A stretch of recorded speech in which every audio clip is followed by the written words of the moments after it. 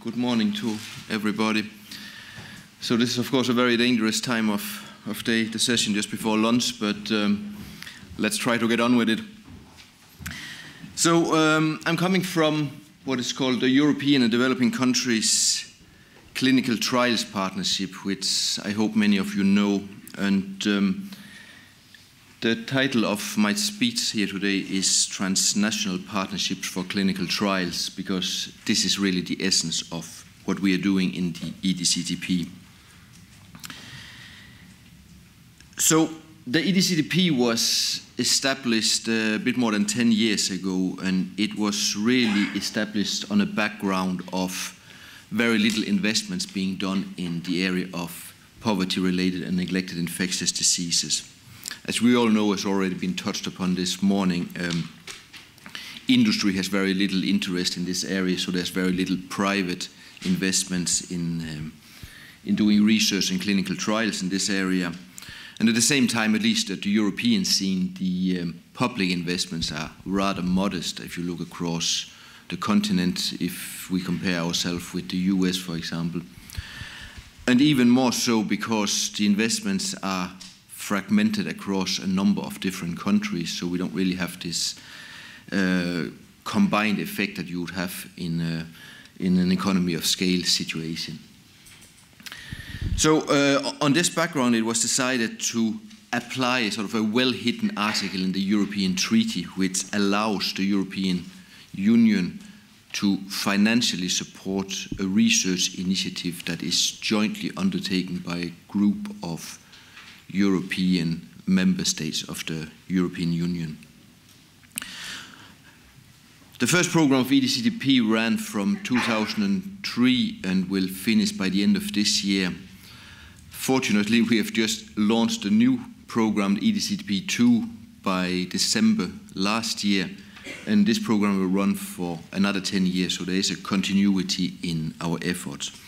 And as you can see here, we have a very noble aim, also a very difficult one, namely to support collaborative research that accelerates the clinical development of new or improved interventions against the diseases that we are covering.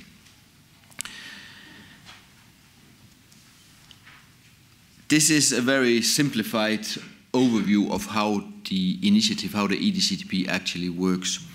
So we've heard this morning about industry, we've heard about the public sector, we've heard about public-private partnerships, but now I'm throwing a new concept into the equation, namely public-public partnership.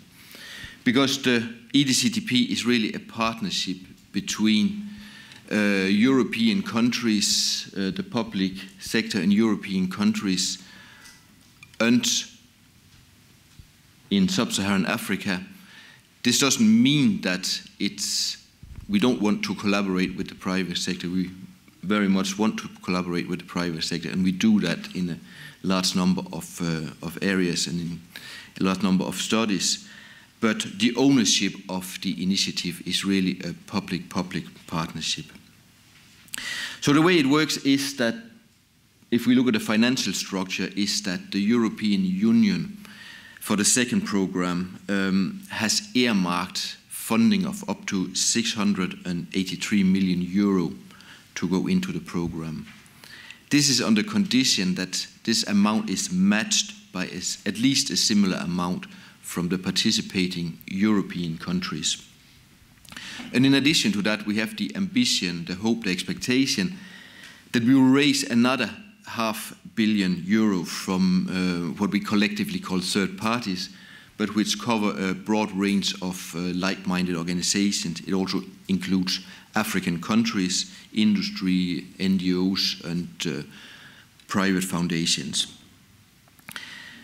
Collectively, this bag of resources should be used to cover, to support really two main groups of activities. One is actual clinical trials in sub-Saharan Africa, and the other one is support to capacity strengthening, supporting the enabling environment for actually doing clinical trials in sub-Saharan Africa. As of today, these are the participating countries of the second program of the EDCTP. So as you can see here, and that's the one that are in dark red, there are 14 European countries and 13 African countries that are full members of the EDCTP. Being full member comes with rights, namely that you sit on the General Assembly and take part in the high-level decision-making, but it also comes with obligations, namely that each of these countries have promised to invest at least 200,000 euro per year in activities related to what the EDCTP does. So the dark red countries are the owners of the initiative, but all the countries in orange here, that is all the European countries and all the sub-Saharan African countries, can receive funding from the EDCTP. Legal entities outside Africa and Europe can also participate in the projects, but normally, unless there are some exceptional, very compelling reasons, they cannot receive funding from the EDCTP program. That means they would have to come with their own funding to participate. So what do we actually do? So here is a sort of an overview of what we do. As the name already indicates, we are really focused on clinical trials, but we can support activities in the whole clinical development pipeline, starting from phase 1 and until and including phase 4 clinical trials. Although our focus would normally be on the larger, expensive phase 2 and phase 3 trials, but the whole range of clinical trials are within our remit. And as you can see here, the diseases we are covering is expanded in the second program. In the first program, we were really restricted to the 3 big: AIDS, malaria, and tuberculosis. But now in the second program, we have also neglected infectious diseases as well as emerging infectious diseases included in our remit. We also cover all types of technologies, diagnostics, drugs, vaccines, and microbicides. And in addition to trials, we also support a range of capacity development activities. We have a fellowship program, we have different networking activities, and we support specific activities to strengthen the ethical committees and the regulatory environment in sub-Saharan Africa. So just to give you an example of the type or magnitude of projects that we support, here's a vaccine candidate for a malaria that is based on a candidate that targets the blood states of the parasite. And this is a project that we supported in the first program of EDCTP. So you can see here, in this case, it comprised a study that in the end enrolled more than 1,700 children in 4 clinical sites in sub-Saharan Africa. And in addition to the 4 African sites, there were also 2 European partners involved in this project. This project received an amount of funding of 6.6 million from EDCTP, as well as a more or less similar amount of co-funding from different sources, including European countries, including Denmark and Germany.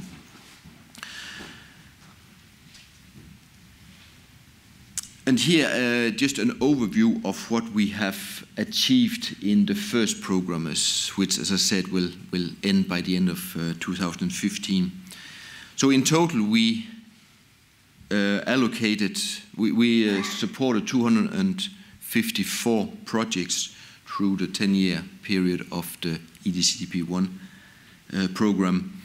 And the total value of these projects amounted to more than 380 million euro, of which the EDCTP itself provided 152 million, and the rest was used to leverage funding from the European member states, but also from African countries, from third parties, and that makes up the total of these contributions that came then to more than 380 million euro.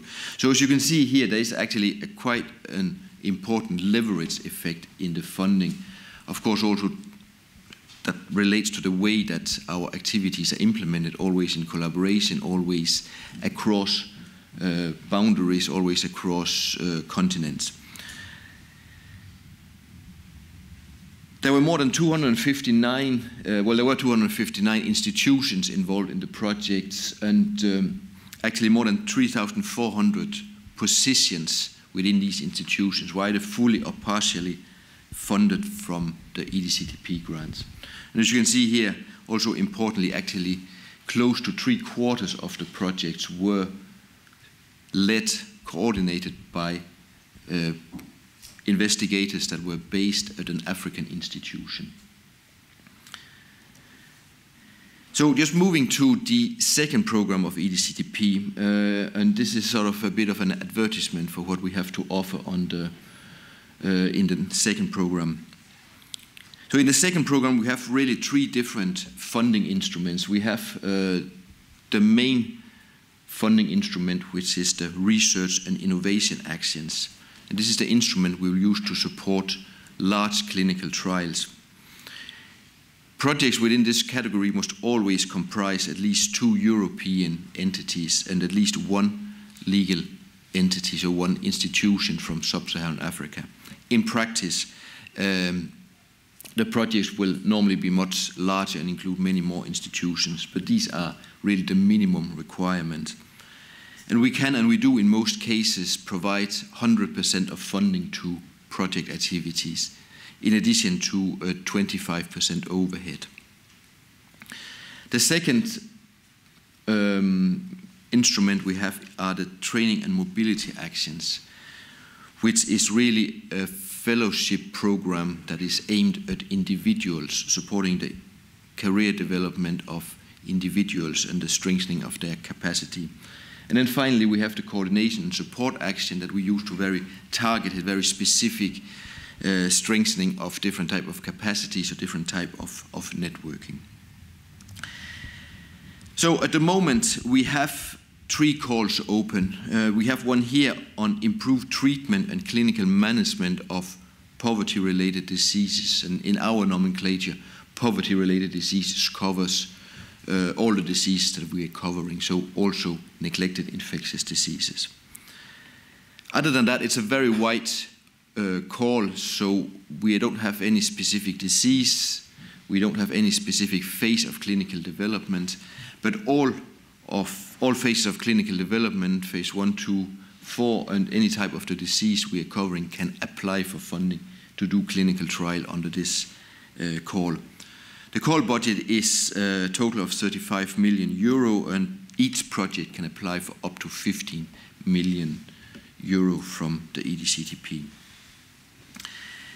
The second type of project we have is even more open, because this is just any activity, whether it's drug development, vaccine, microbicide, for any of the diseases we are covering. But the obstacle here, if you want to say it like that, is that we require co-funding of at least 50% from organizations other than the EDCTP. That could either be national funding agencies, but it could also, and that's actually one of the main backgrounds for this precise call, it could also be the private sector, it could be industry, it could be private foundations.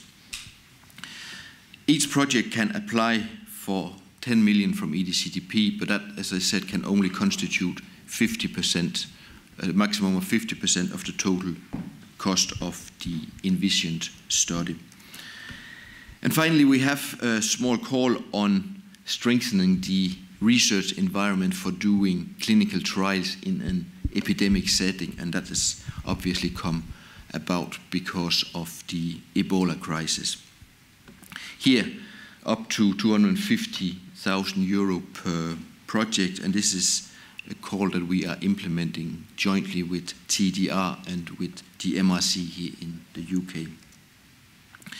In addition to those 3 calls that are currently open, we plan to have another 4 calls in the rest of 2015. One is a call for projects to strengthen the ethics committees, national ethics committees in sub-Saharan African countries and or regulatory agencies in sub-Saharan Africa.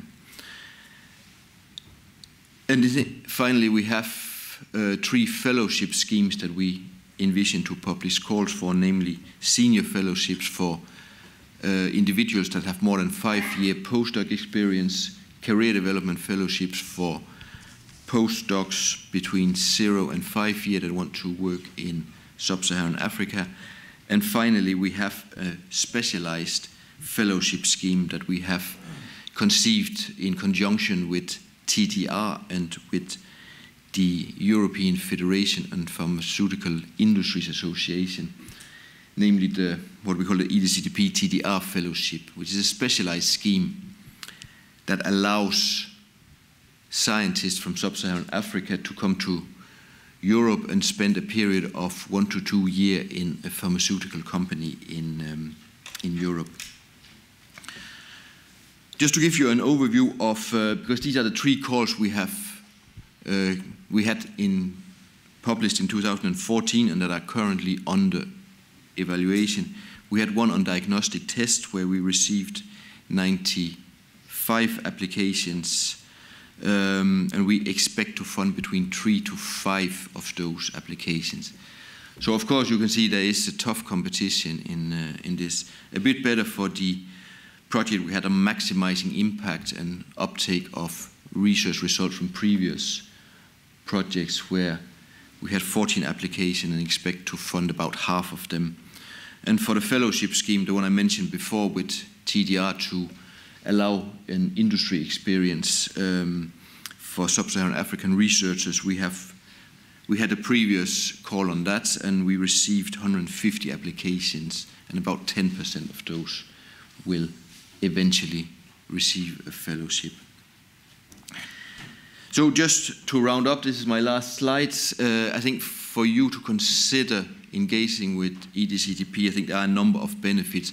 One is, of course, and probably the most important, that you get an opportunity, you get funding, but you also get into a large network of other researchers, and therefore you have a collective, a very large pool of know-how that you can draw on. And that has, at least the feedback we get is that that is one of the most beneficial experiences of being in a collaborative project as the EDCTP offers. This of course comes with some price, because if you are part of a collaborative project, it also means that you have to give up a bit of your independence. You are not anymore the boss, you are one of the bosses, but it does of course mean that you will have to give and take a bit. And that's of course something you will have to consider yourself, whether that's your mentality to do like that. But I mean, the overwhelming feedback we get is that the initial steps of being in a collaborative project can be difficult, but in the end it's very rewarding. So with this I really want to round off my presentation. Just say that you are of course very welcome to contact me today or anytime later if you would like any more information or any more details of what we are doing. Other than that, I just want to say thank you very much for your attention.